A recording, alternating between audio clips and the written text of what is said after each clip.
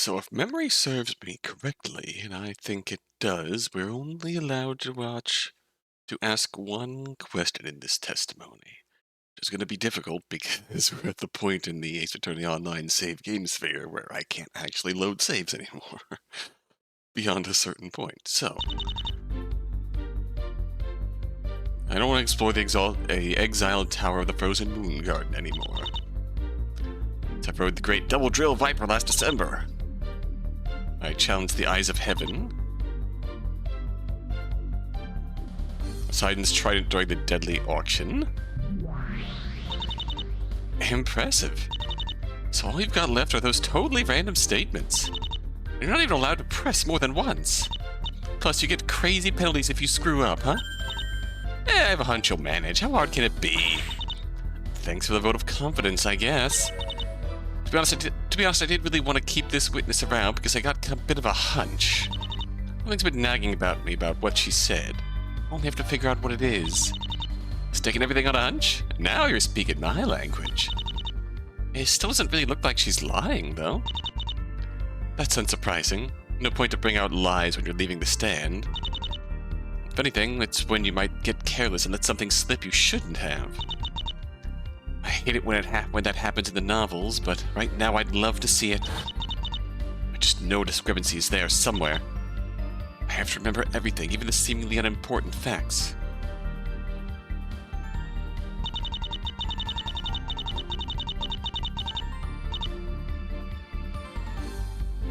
Last December... this involves the... I forget the name of the park, but the one, Luna Park. How do we go about handling this? This might actually come back to the fact that Mariko says she's 18, and really look at her, is she really 18?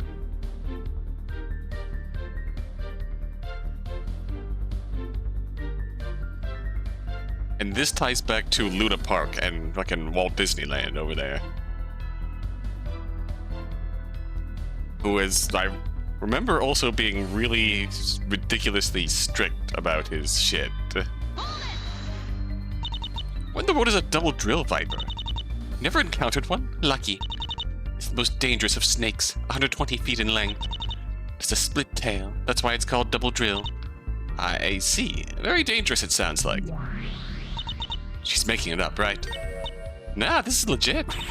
You're messing with me. Girl, this is a real creature. I believe that's in that amusement park nearby. Oh. Right, that one witness mentioned it when talking about Luna Park before. It's a roller coaster or something. I totally get her comparing this trial to a roller coaster. No, I think we have a much higher risk of getting derailed. Especially if this is the kind of info I have to work with. That was your one free question, Miss Chase. I hope it was worth it.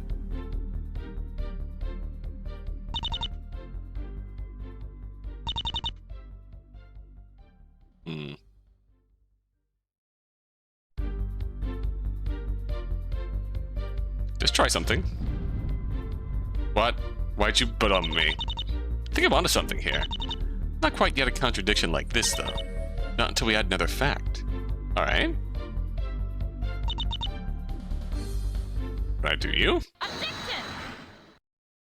Alright, we just did both profiles here. This doesn't add up, witness. Can you at least make a proper effort with your bluffs? There isn't anything of value in this statement. It may, in fact, have negative value.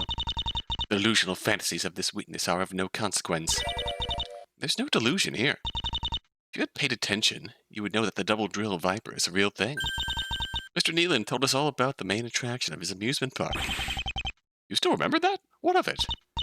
I presume this means Miss Mariko rode this attraction, is that right? Yes, that's what I said. I'm no coward. I wrote it and I didn't scream. So you say. And yet, you could not have written it. Miss Mariko, you told the court that you're 18 years old. We got it on the record. However, Luna Park is only open to kids aged 12 and below. I've heard stories about how strict the owner is about that.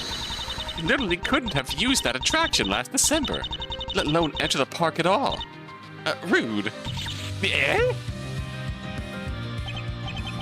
Aye, well, that's certainly not possible then. Yes, and it's got quite the implications. You see... What funny? You, stop. You should ask before you start doubting me, meanie. Well, by all means, explain how this is supposed to be possible. Okay. I just made a teeny tiny mistake. I mixed up December and decade. Sorry for the confusion. What?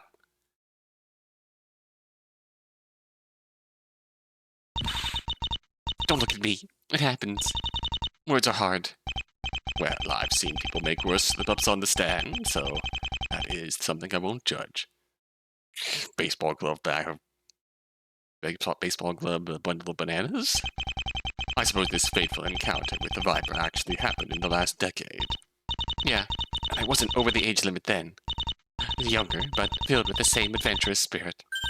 8-year-old me already had the courage to brave the trials of such a monstrosity. It's tragically believable that she can talk like this, yet doesn't even know the 12 months. Well, this mistake was on the witness then. As suitable a time as any to bring this travesty to an end. Nope, I'm not done yet. The witness should correct herself first, of course. Well, I suppose this was indeed the fault of the witness. Please amend your testimony to be accurate. What is the point? Okay. Let me go, please. This postgame is boring. Patience, it won't be much longer before things get interesting. Why do you have to sound so threatening? You're the one who happily gave me the villain label. So let's find out. This will be over one way or another soon. Oh.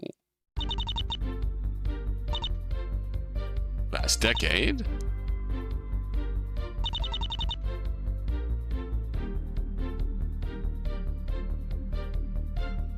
Now, what do we have for this?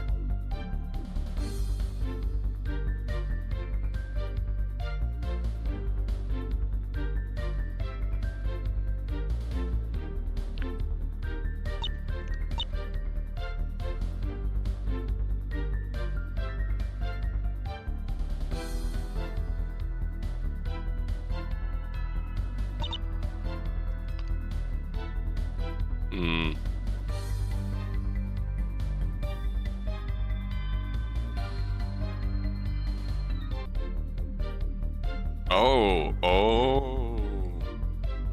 Hang on. Let's look at this again. This is 4 years old. Look at the right side of this here. Not that he ate rats to survive, but a 4 years old newspaper article. Luna Park finally opens. Smiley face. So...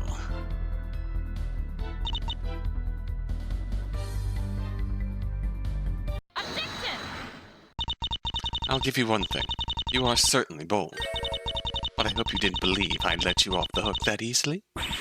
Oh, what do you mean? I don't get it. It was a nice idea, saying that you actually visited the park a decade ago. Unfortunately for you, that isn't going to cut it. That newspaper again? Are you sure you didn't mean to show something else? It's an uncanny coincidence. Take a close look at the articles on the front page. There's a mention of the amusement park in question there. You're right. There's an article covering Luna Park's opening ceremony. I don't get it. Of course the park is open. I was there. It's 4 years old, so if you were telling the truth here, you would have been 14. Curious where this line of logic leads. See, the issue is, the date this newspaper was published. I remember that quite well, of course. That would naturally be 4 years ago. Hold on a minute. It doesn't get more blatant than this. Let me spell it out for you. Luna Park opened only 4 years ago. It was still under construction before that. There's no way you visited it a decade ago. That was a bold-faced lie. You, miss, are a child. Who remotely cares about this? She likely employed the word improperly again. There is categorically nothing here if she didn't precisely mean a full decade. I'm pleased to inform you that you were completely wrong. This issue goes deeper than whether she meant an exact decade or not. How old did you say you were again, witness? 18. And yet the absolute earliest you could have visited the park was 4 years ago, when it opened. It doesn't take much math to see that this doesn't check out no matter what. At 14, you'd still have been too old to enter Luna Park. I don't understand, though. Why would the witness lie about visiting an amusement park, of all things? She's lying about her age. Oh! Why did she come? Visitors must provide ID to confirm they are of age, 18. So who told you that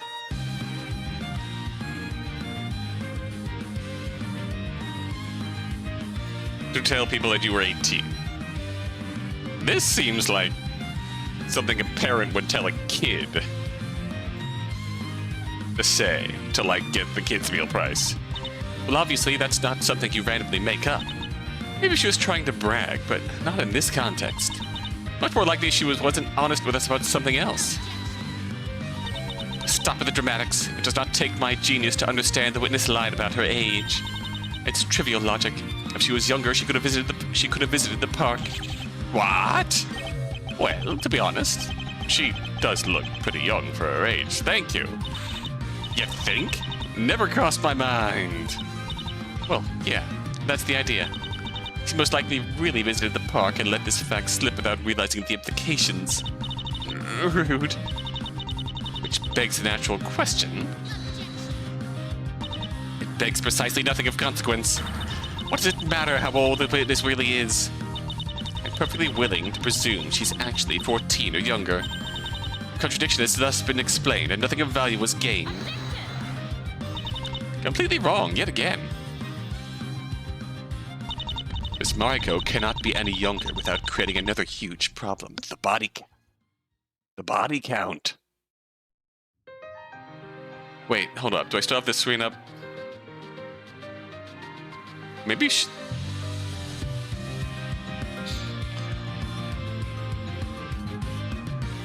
they had the list of people who the guard checked in, who had to provide ID.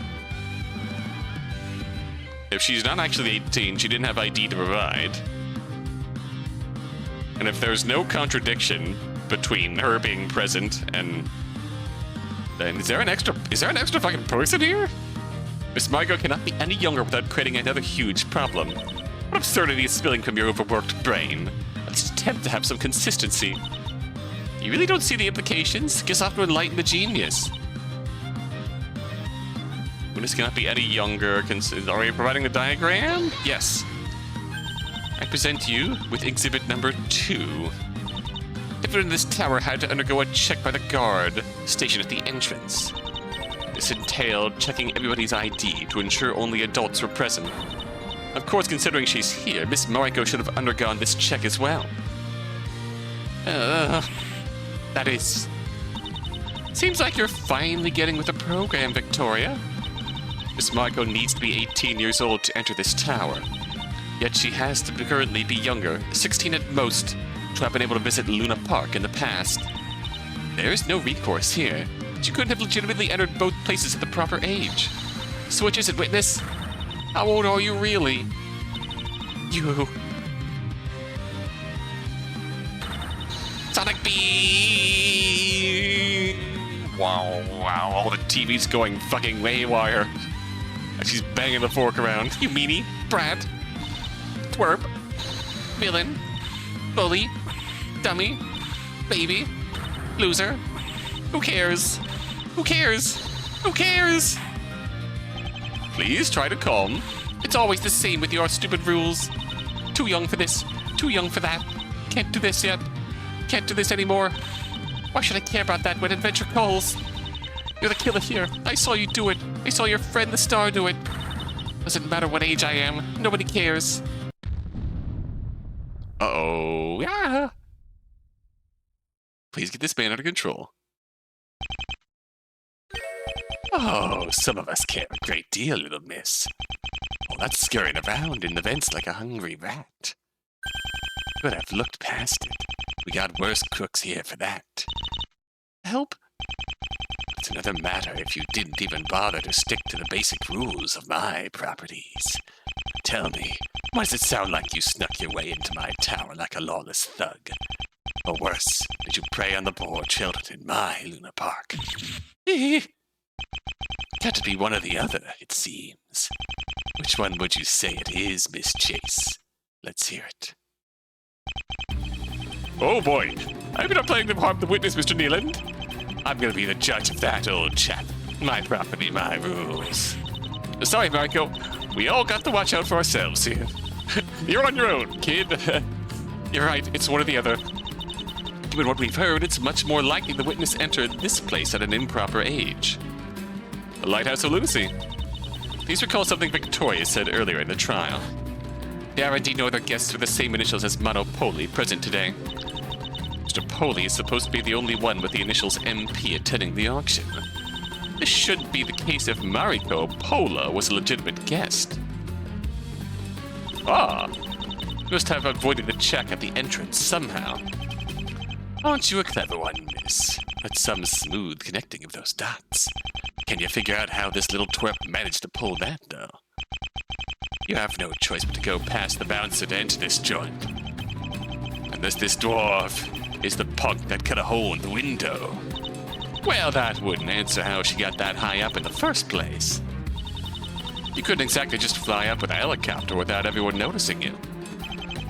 How did she manage to get in here, then? It seems it's only one reasonable option, really.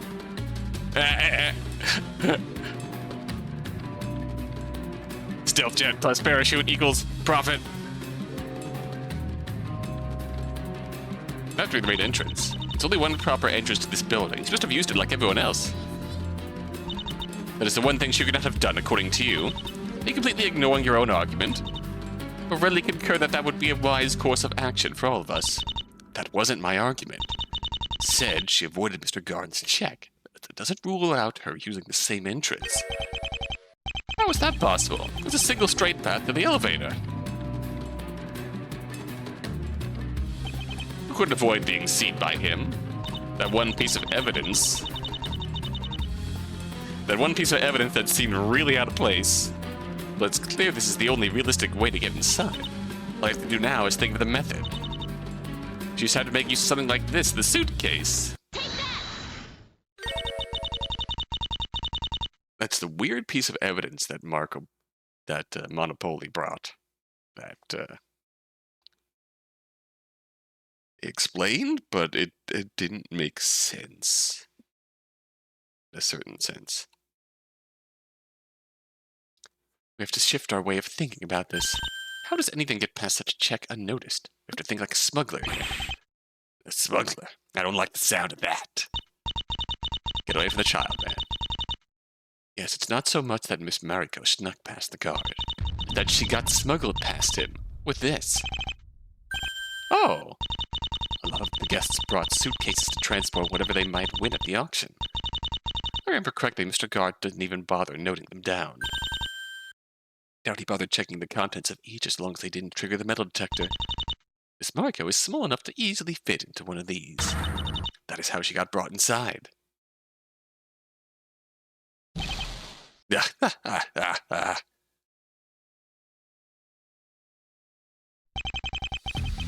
a clever little ruse, I'll grant you that. The jig is up now, isn't it? The brainy miss over there busted you good, eh?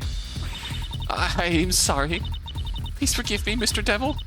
I'm scared. That's rich. You only thinking apologies enough to make us square. Sir, she's a child. I'll admit everything. I'll admit everything.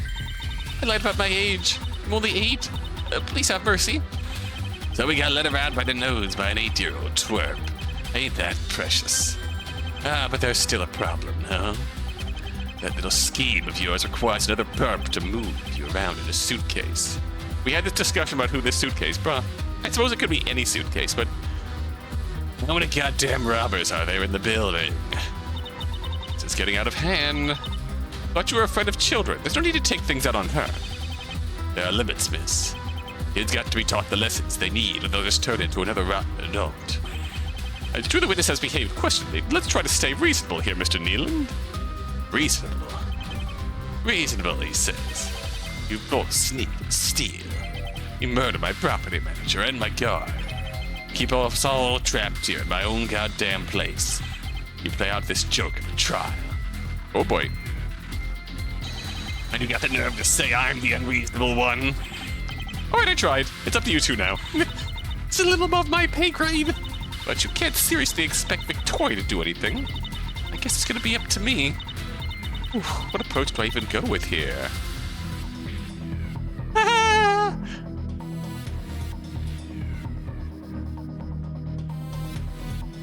Can any of you lazy rich folks step up and help? Honestly.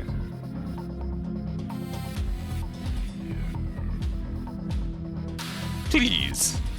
Any of you. You know what?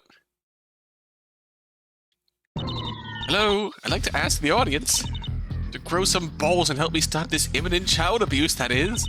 Anyone? No? Why am I not surprised? Eat the rich. Simply just swarm him, cowards.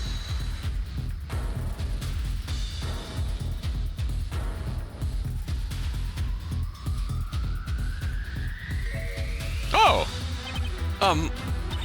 Mr. Poley? Of all people? Well, looks like all the rats are gathering. Wait in line for a bit, will ya? I'll get to you right after this business. No, sir. Please. What? You picked the worst time if you want to make excuses now. No, Mr. Neeland, I'm the one you're looking for, not her. I'm sorry, Daddy. Oh? I knew you two looked familiar, little miss. Your Mono's daughter. I remember that tiny thing. They really grow up fast, eh? Yes, well, I apologize for bringing her, but it's all starting to add up. The nerve. You brought her in with that suitcase while I was right next to you. Kept me distracted so she could slip out and look for the goods, huh? Mono. No, this was all my idea.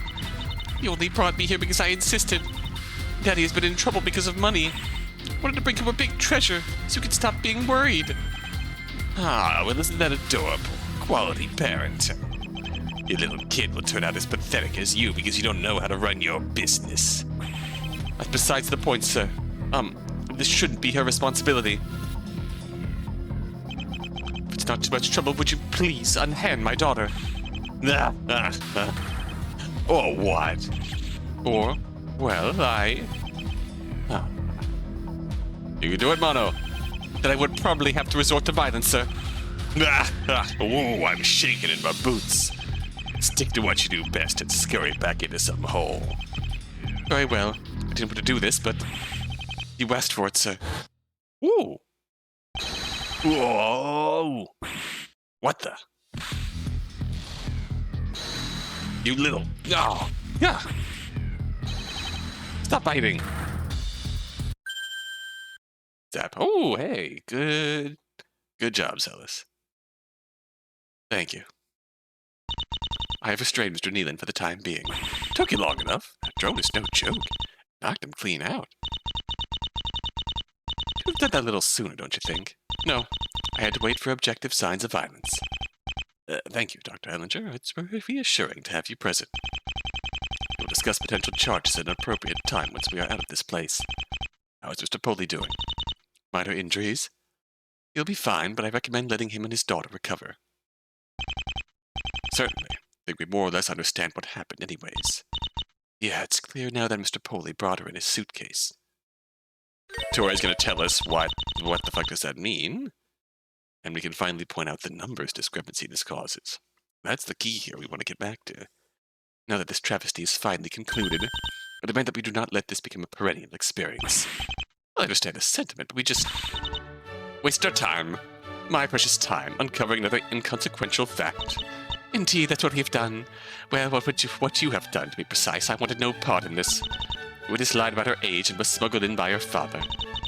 Asinine witnesses making asinine decisions. We can't let them distract us from the fact that Aurelia has made absolutely no progress. There are no more witnesses to summon. This was her last chance.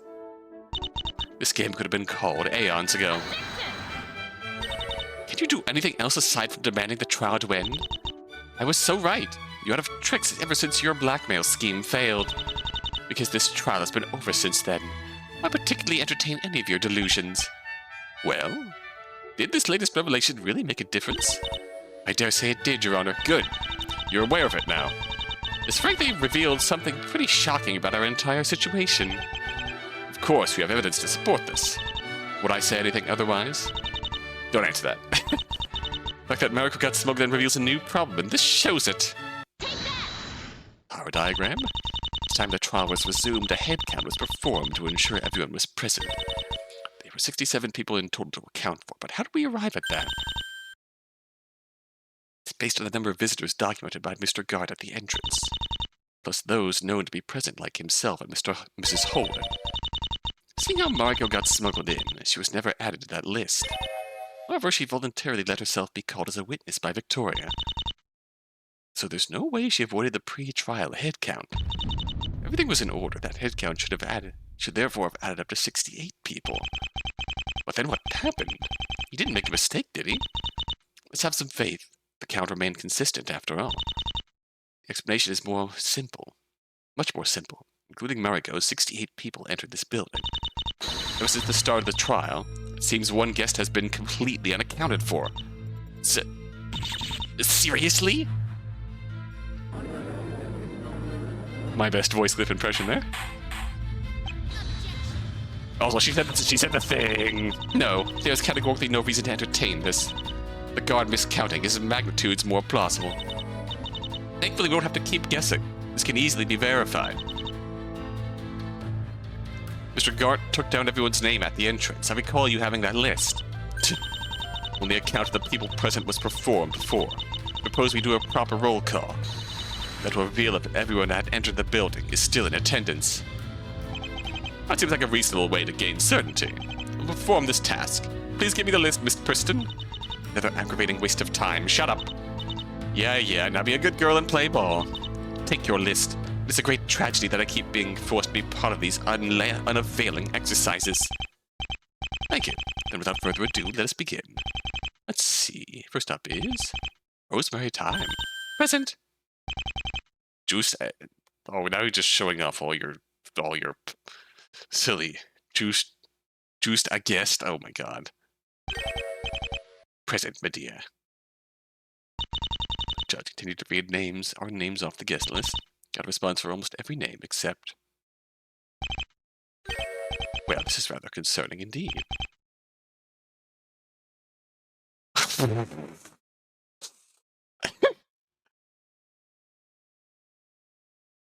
Oh, fuck. Now you to fake name. Save it, Your Honor. I kept count. That should be all of them. No one hasn't been called yet. They should be saying something right about now. Well, it appears you were right then. Now to fake name. Oh my god. The name has gone unclaimed by anyone present. Where in the world did they vanish to after coming here? There are several options to consider, but one thing's for certain. Wherever they are, the fact they disappeared during this incident makes them mighty suspicious. So is it not Kova, then? Curious. Seriously? Naturally, you find one missing person on the list and immediately try to distract us with them. Miss Preston, I really don't see how you can just dismiss this. Woe is you. There remains a perfectly mundane explanation if you give it a modicum of thought. We know a person named now to fake name went past the guard, but of what consequence is this really? They could have simply left again before the auction began in earnest. The guard naturally saw them leave, but forgot or didn't bother to remove them from the list. Come on, who'd go through all that just to change their mind and leave before it started? Expand your imagination beyond your own narrow mind. There are a myriad of potential reasons. Might have forgotten their suitcase somewhere. But everyone is sorry. You expect that to be enough for us to just overlook this issue? The simple reality is that you have zero proof that such an extra person is present in this building. Consider that nobody can leave this floor. Ergo, this now to fake name wasn't even here to begin with. That's oversimplifying the situation. It's a challenge, but people can get off this floor.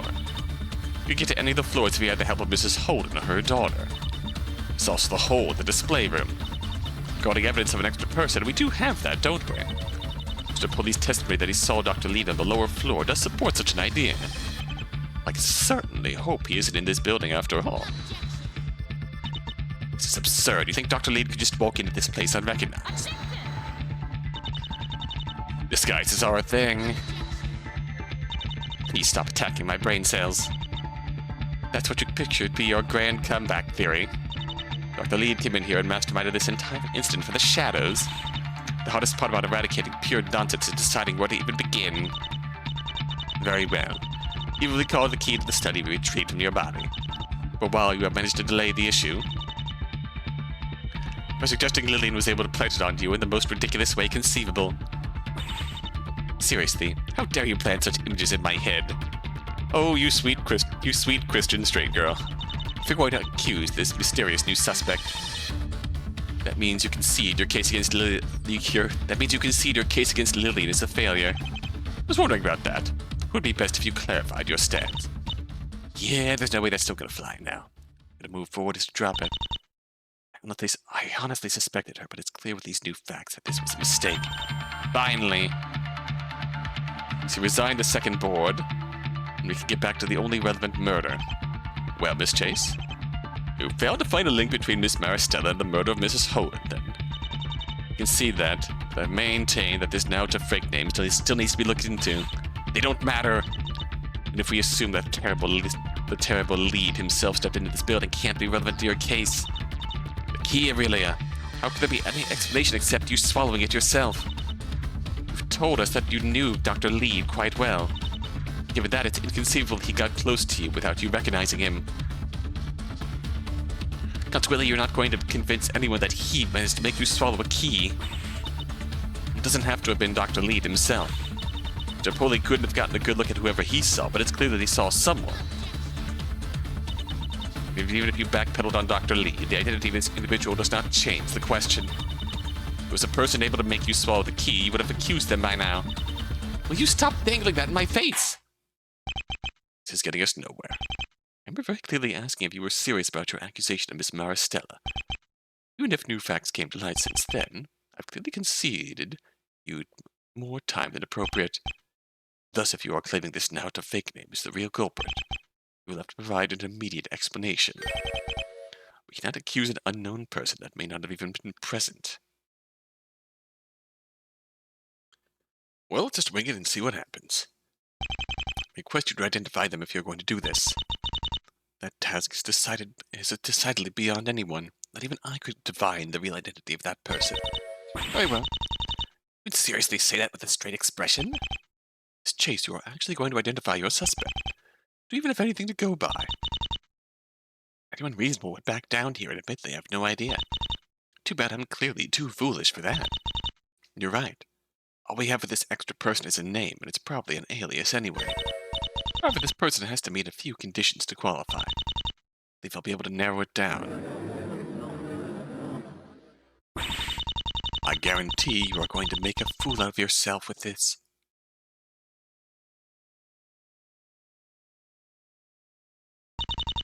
Now to fake name. Who are you and what's your part in this? You must be at the center of everything that's happened today.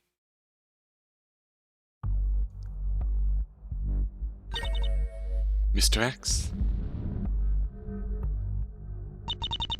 Me and Lillian have floated the idea earlier. The existence of a true culprit, a mastermind, whatever you want to call them. There should have been no way for such a person to exist, given how airtight the case is. You drop an extra save here just in case, and yet that key proves someone has been manipulating events to frame me. Lillian said Victoria was lying. She didn't come up with me eating that key herself. It's not unlikely the real culprit tipped her off to ensure things would turn against me. Wait, isn't that a contradiction? We just established this unknown person isn't present. How could they have communicated this to her then? There are several ways to explain that, so I won't dwell on it for now. There are a few conditions someone must meet in order to be Mr. X. Condition 1.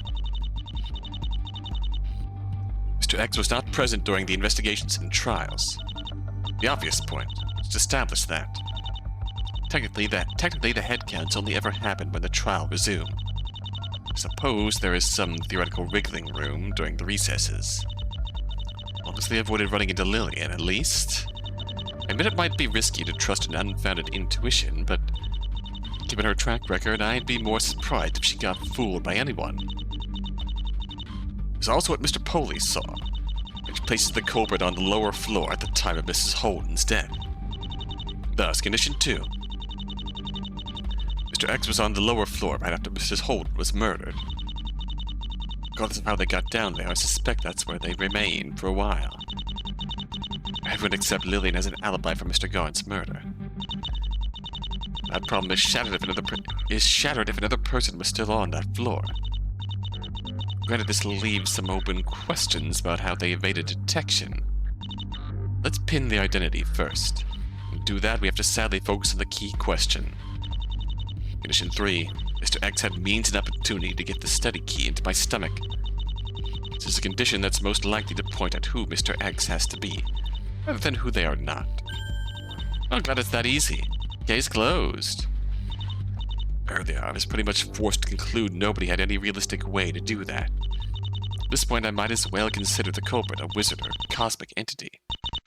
That probably won't fly without some extraordinary proof. And that's it. Those are all the conditions Mr. X has to meet. There are a couple more things to note. Lillian is fortunately ruled out because of the first condition.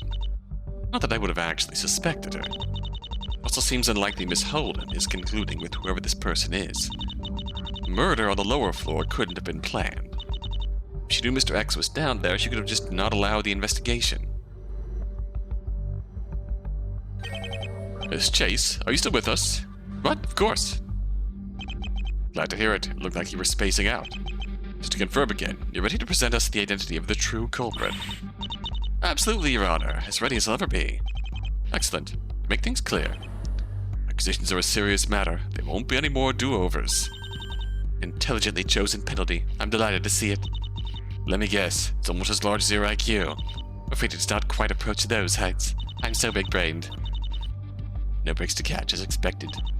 Thanks for making it clear, Your Honor, but I understood the assignment. You take a minute to think it over. Given the grave consequences, your argument should be in order should you choose to make one. Right. If there ever was a time to send my brain into overdrive, now would be it. I have no doubt there's something I failed to consider, something I forgot about. There's still time to search my memories regarding everything that's happened so far. Unless I really know what I'm doing, I should take the chance to think through the day again. Recap.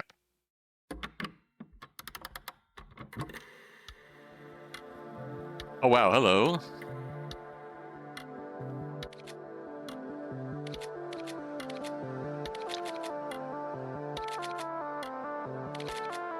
How far back did this go? Lily and I were catching up during the train ride to the auction. She had shown up out of nowhere that day to accompany me. Probably just another case of her intuition. Anyway, we're mostly talking about how our weeks went. I had a really unpleasant encounter with my dentist the day before. We had a silly debate about dentists and hairdressers. She'd also run into my sister the other day from the sound of it. Sarah is still working for, I don't want to call him a detective. He's trying to work out a certain serial killer case involving a cursed computer file. Didn't want her to keep doing that, but I'm unsure how I feel about it now. Meanwhile, Lillian got involved in another incident in the last few weeks. Someone got defenestrated in her apartment building. How does she keep managing that? Also talked about the other queens of crime. There's Claire. Set up a VR server for us, complete 3D models. Always so resourceful. She'd probably have solved this case by now. Ex-Queen Victoria Preston, but I think nothing else needs to be said about her. We replaced her with our newest member, Yevpraska, aka the Russian Spider. I call her that because her name and her avatar, but that's... I actually don't know where she's from. She'd be a bit much, but I trust Claire's recommendation. I get along with her fine, but Lillian doesn't seem to trust her. Not too surprising. After we talked about the auction, I dodged most of her questions. Arrived in Monica Town, went to the Lighthouse. Undercover approached us, pretending to be a sweets merchant. Bought the Cove of Strawberry Crisis. and to have a secret recipe, but Lillian later exposed that as false. I just bought it from some store somewhere. Still a good cake, though. Before I mentioned there's high tourism in this area, thanks to nearby Luna Park and the beautiful coasts. That explained why he disapproved of the auction. Previous owner died in the BU2 incident 5 years ago. This happened when he was attending a dinner party hosted by a certain Mr. Oast. The host with the most. Everyone was declared dead by the police, but he never showed any bodies to the public. Main suspect was one of the guests, a female lawyer. They were hiding something about BU2. 2 more people died while visiting the tower. We reasoned out that that was due to Van Leed's super fun death artifacts. As a result, the building has been called cursed. Cited tales about the eyes on the tower looking at you at night. Really trying to sell it to us there. Like they figured out the true nature of the curse already. Only wanted to make sure nobody picked up another dangerous item. We ignored his warning to enter the tower anyways. Get to the auction floor, we had to go past the guard at the entrance. Asked for IDs, that we stepped through the metal detector. Then Lillian took off her pendant, I forgot about the gun, triggered the alarm. Guard was fine with letting me keep my weapon after I showed it to him. Added a note of it in his logs, per his instructions, then we proceeded. Main hall, auction was about to start. Most guests were wearing suits, rich people shit. Tried baiting Lillian into trying spicy curry from the buffet, she didn't bite. The auction began. Mrs. Holden introduced herself and denounced Dr. Lead. Interesting.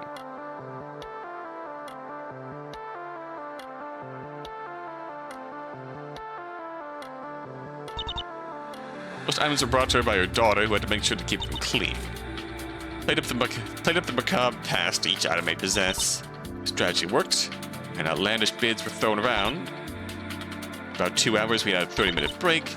Reviewed the next item, the sheathed combat knife. Managed to lose Lillian in the crowd and made my way to the study. The door of the study wasn't locked, so I slipped right in. Searched the room for what I was looking for, but couldn't find it. I think it was right there. Noticed someone was behind me and got into my confrontation with Mrs. Holden. I pulled my gun, but she still tried to attack me with her knife. There suddenly was a bright flash and a gunshot. I don't remember feeling any recoil on my gun. That's a fact to keep in mind. And for that, Mrs. Holden collapsed forward on the floor. I was in shock, so it's hard to remember the details here, but guests came knocking at the door and eventually busted it open. The 2 at the forefront were Mr. Needle and Mr. Dow. Mr. Needle demanded my gun and confirmed 1 bullet was missing. They were about to approach the body, but Miss Holden interrupted them. So out of it, I don't remember much of what happened next. Susan approached the body herself, stole the cleaning spray off of her body, brought to the side by Mr. Neeland and Lillian. Dr. Hellinger was called to the scene and began setting up her devices. Mr. Dow remained with her initially, but was eventually replaced by Mr. Guard. Thus the investigation began. I spent about 2 hours being locked in the side room. Lillian then contacted me to inform me about the trial that was about to be held. Miss Holden had locked the elevator, refusing to let anybody leave. Being worried that I have zero evidence to work with, Lillian rushed to the scene. There she ran into Dr. Hellinger, been investigating non-stop, and Mr. Guard. The detective wasn't pleased, but at least Howard allowed her to take a quick look around. The evidence Lillian ended up collecting was rudimentary at best. In fairness, she only had a few minutes. The trial was already beginning.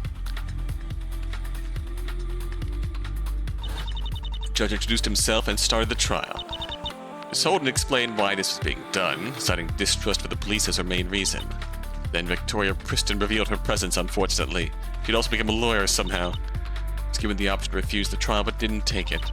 Victoria had ensured that by blackmailing me. She was confident in her argument. I quickly dismantled it by pointing out the absence of the study key. I'd have been screwed instantly if she had figured it out. But assuming it was already inside my body at the time, I was able to construct a theory with a different suspect. There's nothing she could argue with the 0 witnesses. A 20-minute recess was called. Lily revealed she had found a copy of my article in Mrs. Holden's office. We discussed the potential connections that may have had to the murder. Of course, I had my own ideas, but I went along with it. Exposing Dr. Lead had dealt a serious blow to the criminal organizations he was a part of. The JP Corp. Hitmen that always murdered people under impossible circumstances. He concluded that it didn't necessarily make sense to them. After all, that wouldn't really present an impossible crime. At the time, it still seemed plausible that Mrs. Holden was one of them, and their plan failed. Looking at it now, that clearly can't be all there is to it. After all, that wouldn't explain the effort put into framing me. Unless they thought that making the crime only seem impossible to me was a fitting punishment. Only seemed impossible to me was a fitting punishment. After finishing that discussion, we decided to investigate. The main hall ran into Miss Holden and Mr. Kova. Mr. Kova, the latter was urging the former to call this off. No doubt he was worried about not being able to cover up the evidence. Trapping everyone increased the chances that someone would find another dangerous weapon. Miss Holden wouldn't have it. In retrospect, I wonder if she knew his true reasons all along. We heard a gunshot. We learned that was Dr. Hellinger firing a shot with my gun to compare it. Tried to talk to her, but she ran off. Instead, Mr. Garn showed up to keep tabs on my movements. He used this chance to get some info out of him. There were plans to call him to the stand, but they were saved for later, but he was killed before then. Big mistake. He had been kept quite busy by the plaintiff's team. He had requested all his visitor logs, not just those from today. He double-checked that there were no discrepancies in any of them, it seems. Well, I found the discrepancy already. Now to fake name. After this, he was stationed at the scene with Dr. Hellinger. He remained there until the trial began. Victoria ordered him to do a head count. Didn't know who the next witnesses were going to be, but they got hindsight for that. Most interesting info was about the victim herself. Miss Holden hadn't left the tower very often recently. He speculated it was to dispel worries of the curse, but I doubt that. If it was the goal, clearly it wasn't working out too well. He underlined that with a story about how a man in a boat had tried to fight the tower. Miss Holden's daughter had helped out in the tower, probably kept it clean. It's unclear if she basically lived here as well, though. Apparently her mother had been quite strict, pushing most of the menial work on her. That's more or less all we learned from him, so we moved on. Investigation stuff. The scene ran into Dr. Hellinger. She didn't want to be there, but managed to convince her with Mr. Gaunt's help. Evidence up to date. Updated autopsy report confirming my gun fired the shot. Dr. Hellinger explained her special position. Private detective working for Alethea. Privileged to assist with investigations. Ranked with their results, of course. Really good ones even receive titles based on how they go about their investigations. There's one called the Assistant Detective. Sounds like something I could use right now. She joined them after finishing her degree. Must have been a doctoral degree, right? So it's about Hunt. Hardly understandable new technique. Very clever. You said it stands for that. I'm not sure I buy it. The creator of these devices is a certain Ayako Kuroyama, who works for Shimara Tech.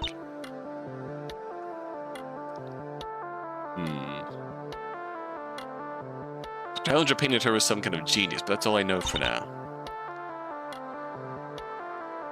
Some of these devices seem to be having issues due to jamming signals. Curious. Very curious.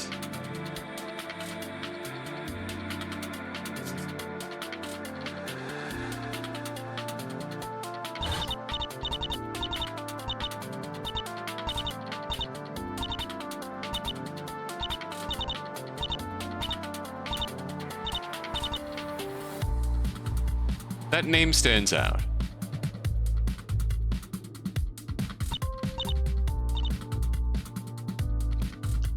Alright.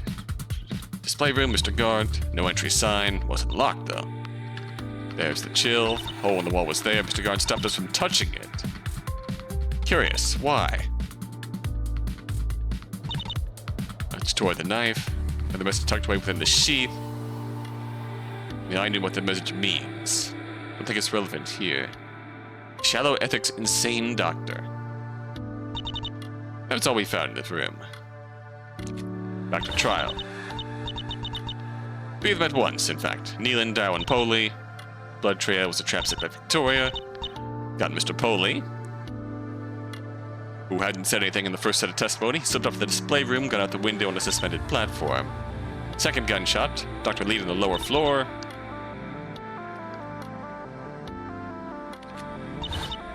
Wasn't allowed to leave the room again. This is Lillian's testimony. Investigated with Garnt. Nobody could have been hidden on the lower floor. Those points are moot. How they got to the lower floor remains unresolved. So there's a secret passage there. The manager and her daughter would have had the means to let someone in there. Miss Holt announced her plan to send a limited number of people on the lower floor. Lillian managed to convince her to let her come along as well.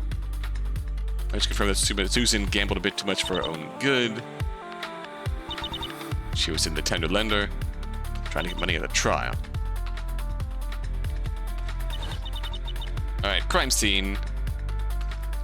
Someone shot, about the opposite, someone shot through the floor. Dr. Hellinger confirmed the room's integrity. Discovered 2 holes in the floor. They weren't usable for that purpose.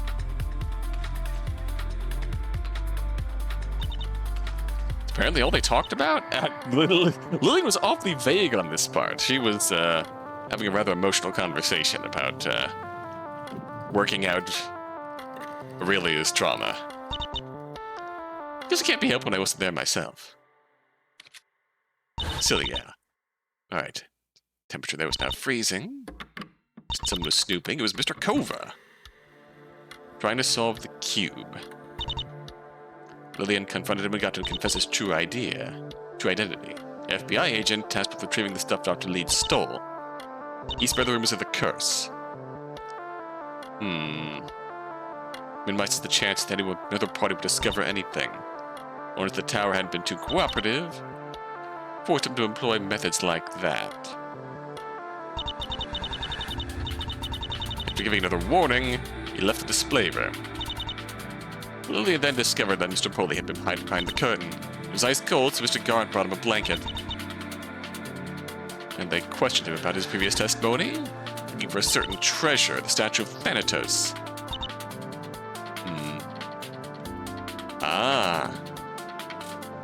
So Mariko. Oh wait, while we're here... There. She's got a proper update now. That makes sense now. Mr. Poley's daughter, he smuggled her into the tower. She is in fact 8. She is in fact a child. It makes so much more sense now. When the gunshot was heard, he got worried and tried to find her. Oh. Oh, shit. That actually explains a lot more about his movements. Led to him jumping out the window and seeing what he did. So when he saw it, it was too dark for him to tell if it was Dr. Lead for sure. That actually makes his movements and his testimony make a lot more sense, honestly. He wasn't just going off to the study room to do who the fuck knows what, he was looking for his daughter. It was too dark for him to tell if it was Dr. Lead for sure. Apparently the cleaning platform was already lined to the lower floor. And they brought it back up after the fact. The guard added there was a maintenance hatch in the ceiling somewhere on this floor.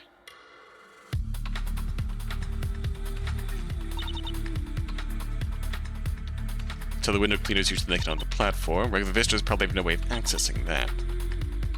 Poley also had some information about Luna Park, so someone was using the window cleaning stuff and brought it down to the lower floor. Good old Coolcump. Good old Luna von Doppelboringen. Poley speculated that she could have had a connection to Dr. Lead. Anyways, her company has also had some sketchy business records.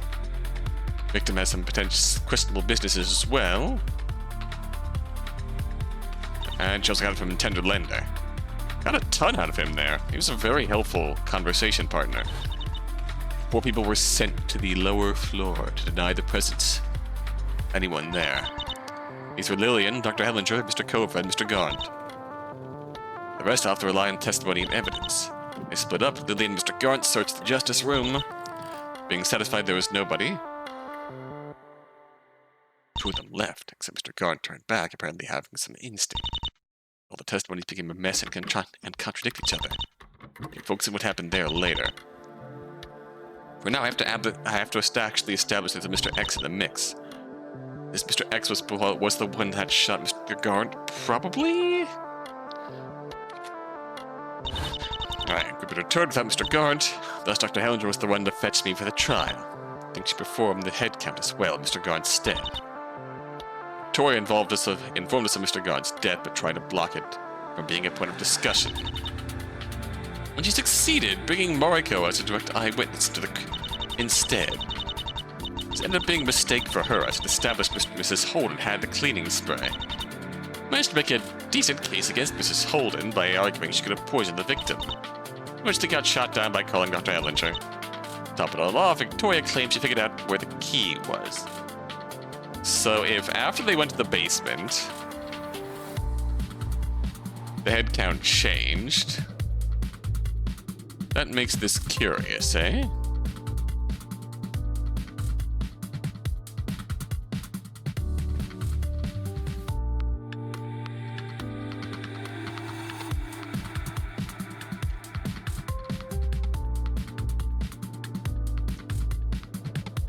If Mariko only made her debut after we went to the basement,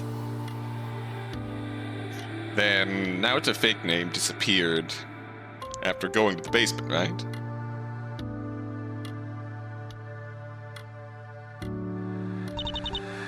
Indeed, the key was protected inside my stomach, which means also this is the break where... This is the break where, curious. This is the break where, someone blackmailed or put that thought in Victoria's ear.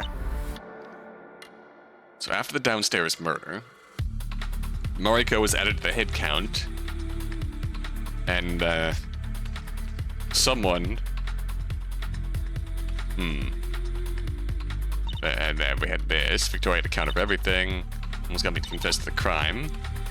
Was able to pull back by suggesting a theory with Lillian as a mastermind. Managed to get Miss Holden to agree to the third-party complaint, so it barely worked. Lillian was put on the stand and claimed she was in autonomy when the crime happened. Pointed out how that's impossible to the evidence in the testimony. There was enough doubt about the testimony to call the next two witnesses, Zakova and Dr. Hellinger. Never seemed too pleased with what I was doing. Didn't really put much of a dent in their alibi. They were eventually dismissed. Thankfully, Lillian had another idea and got Mariko on the stand again. Found several issues in her testimony, but nothing had overturned the case. At the last second, I managed to expose that she couldn't have visited Luna Park. Not unless she lied about her age, at least. Led to a situation where Mr. Neal and Mr. Poley getting involved. But Hellinger was luckily able to resolve that with her drone. Using the revelation about Mariko, I argued that the visitor numbers didn't add up. Discovered that one guest on the list is not present. Now it's a fake name. Brings us to the present. So I can figure out who they are. There's no way I can use this to build a case. There are three conditions the court must meet. Not present on the upper floor during the trial investigation. Lower floor after the first murder, responded Mr. Poley. Clear opportunity to plant the key.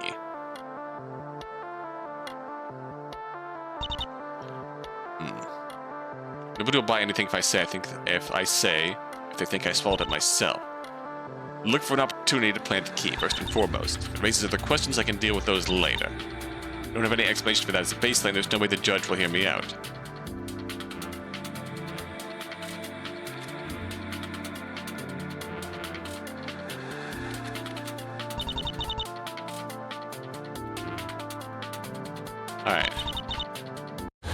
Alright, let's do this. Here's everything then. This makes me think that someone else who went downstairs didn't come back up. Like, are we gonna go back to, like, I was initially suspicious of Anderkova's whole FBI agent shtick, but maybe something to that. Ready to identify the culprit, Your Honor. Very well, proceed to make your accusation. Who is the real culprit you're talking about? Please present them to this court. Well, let's refuse. Afraid I can't do that, Your Honor. You're backing off after all this? What did I say? You're assuming this culprit would have conveniently found their way into our court record. There's no reason for that to be the case, though.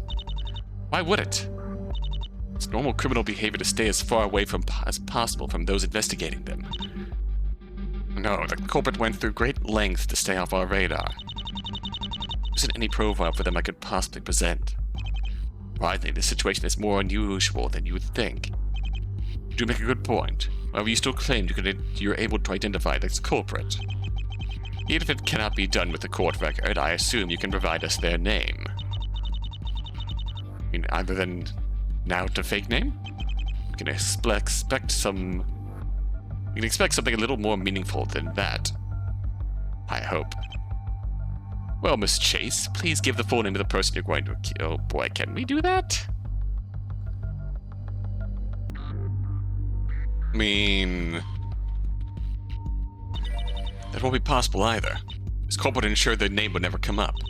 They used an alias on the guest list for a reason. You're not even going to give us a name? My word! Surely there has to be something, anything you can use to identify them.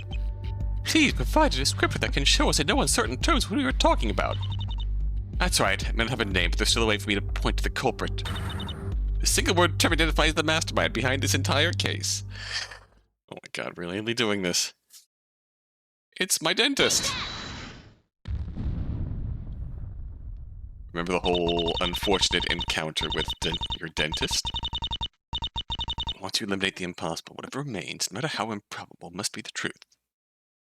And the key is impossible. Reasoning wasn't wrong, just still limiting my thinking to too small a scale. Failed to consider the bigger picture. This was all far more deviously planned out than I was willing to fathom. On the day of the murder. Ding!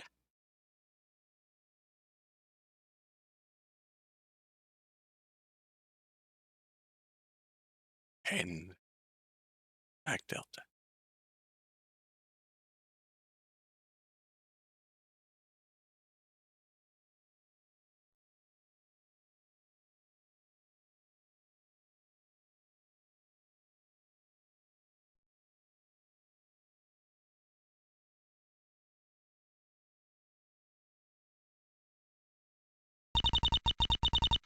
That has to be what happened, but can I convince him of this? Before I go on, I want to request that you keep an open mind. This is going to make me sound insane at first. Decidedly not a notable novelty. Our accusation will be properly judged on its merits, Miss Chase. Understand, it's more or less a matter of elimination. Couldn't think of a way for anybody to plant that key in my stomach. It simply seemed impossible that I wouldn't notice a hard piece of metal being put in my mouth. And it is. The real question follows from that. Can't do it without me noticing. In what situation would it not matter if I noticed? Please get to the point. The day before the auction, I had a scheduled appointment with my dentist. One of my teeth needed a filling. Typical painful stuff. Why are you mentioning this now? This brings up bad memories. Can we stick to less disturbing topics? Like murder? The point is that local anesthetics were employed in my mouth to numb the pain. In addition, it's normal in that situation to use various metal tools. My dentist had perfect access to my mouth, and I couldn't have questioned what was being done. There could have been no better opportunity to make me swallow a key. Yep. Here we go. Here we fucking go.